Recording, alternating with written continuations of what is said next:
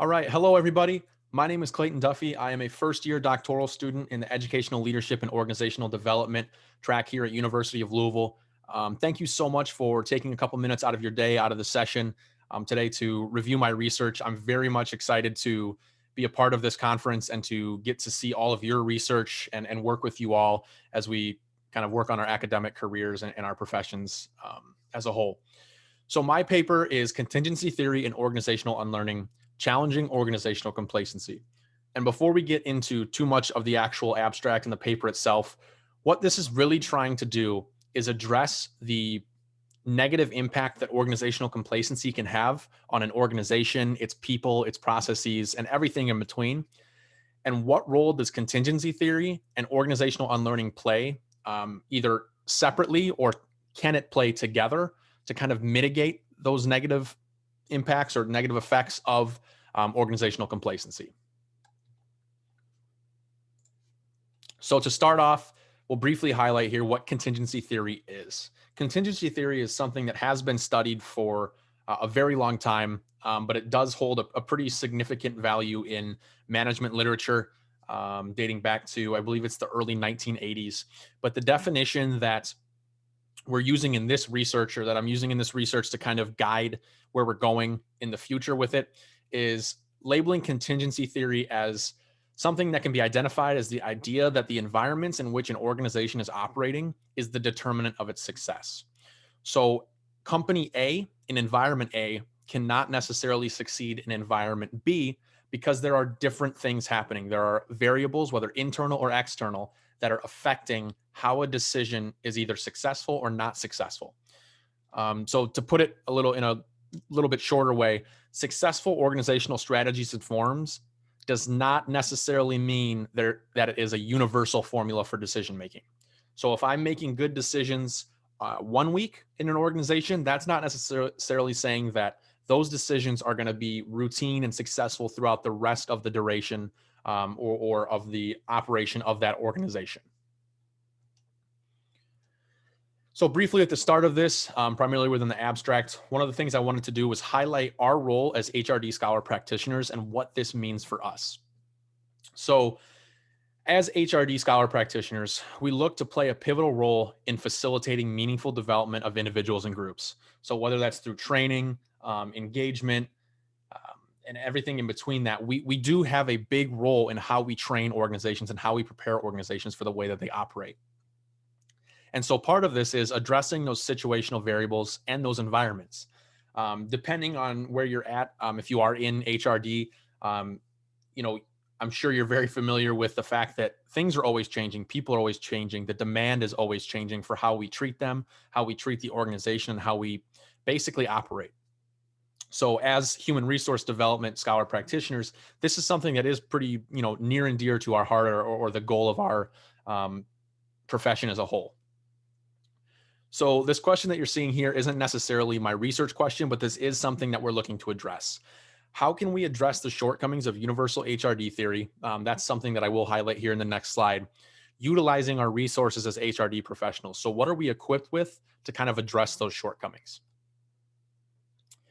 Universal HRD theory can be described as something that concentrates efforts around overall validity and typically assumes a single best approach to implementing and accomplishing organizational goals or outcomes.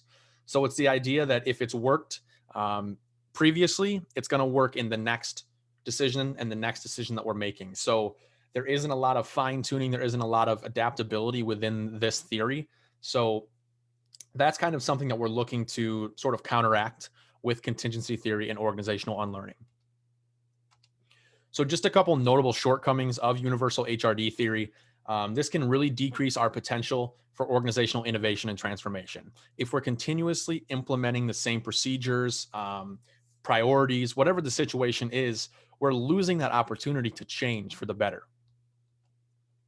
This can potentially limit, depending if we're in an organization that looks for the acquisition of customers or market segments, this can limit that, because as these markets and as these customers emerge, we're not necessarily as able to adapt to that, to identify that, to kind of market ourselves in that way, because we are so stuck on that universal HRD theory.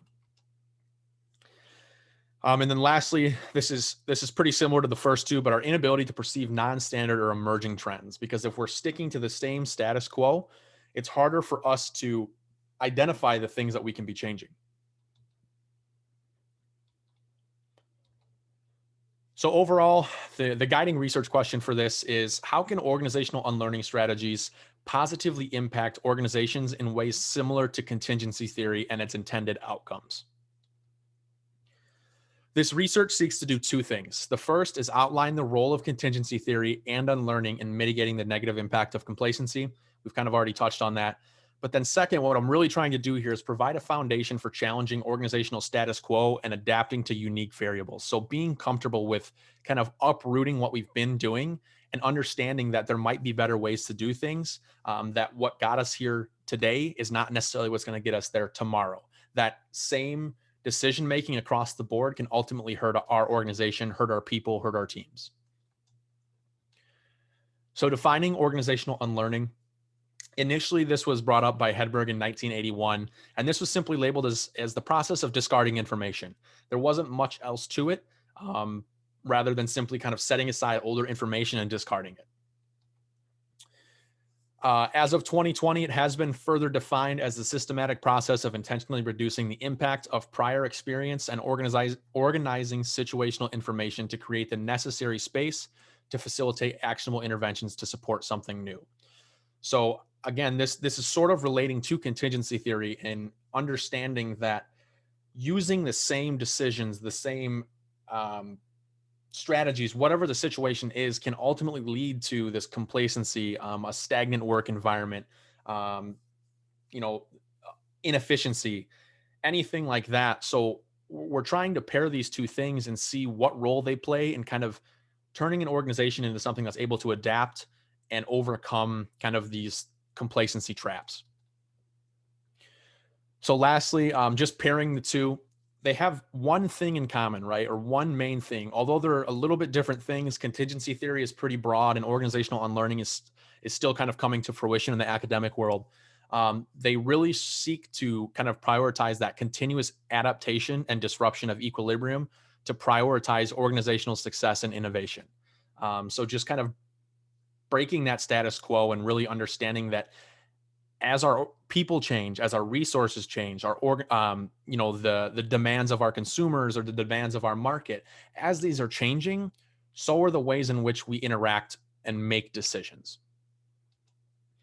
Thank you so much for taking a couple minutes out of your day to review my presentation. I really do appreciate it. Again, I'm looking forward to working with you all and reading some of your research and listening to your presentations as well. If you are interested to learn more about this, or you are interested in, maybe partnering to do any research, I have listed my research interests here as well as my email. That's probably the best way to reach me. Again, thank you so much for your time, and I hope you guys have a great rest of the conference.